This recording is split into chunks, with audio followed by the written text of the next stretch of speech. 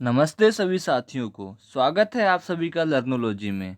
UPSSC पेट 2022 के syllabus को ध्यान में रखते हुए आज इतिहास की क्लास में हम वैदिक काल के बारे में पढ़ेंगे और दावा करता हूं कि इससे बाहर कुछ भी नहीं पूछा जाएगा। भविष्य में रिवीजन के लिए आप हर स्लाइड का स्क्रीनशॉट ले लीजिएगा। तो स्क्रीनशॉट ले लीजिए, वीडियो शुरू करते हैं। वैदिक काल को हम दो भागों में बांट के पढ़ते हैं। पहला ऋग्वैदिक काल, दूसरा उत्तर वैदिक काल का। वैदिक काल का पूरा कार्य अगर आप कालखंड देखेंगे तो 1500 से 600 ईसा पूर्व है, लेकिन उसको दो भागों में जब बांटेंगे तो हम पहला ऋग्वैदिक काल को 1500 से 1000 ईसा पूर्व और उत्तर वैदिक काल को 1000 से 600 ईसा पूर्व।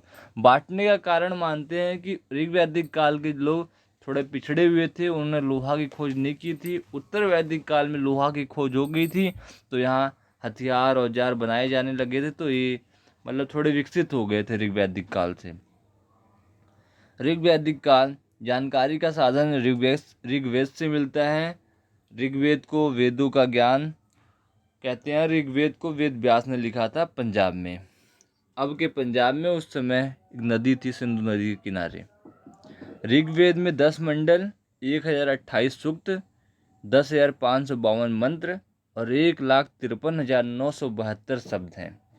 ऋग्वेद का दूसरा से सातवां मंडल पुराना है। पहला और 10वां नया है, अभी अभी लिखा गया है, मतलब उनसे बाद में लिखा गया है। तीसरे मंडल में गायत्री मंत्र का जिक्र है, ओम भूर्भुवः स्वः। तीसरा मंडल विश्वामित्र ने लिखा है।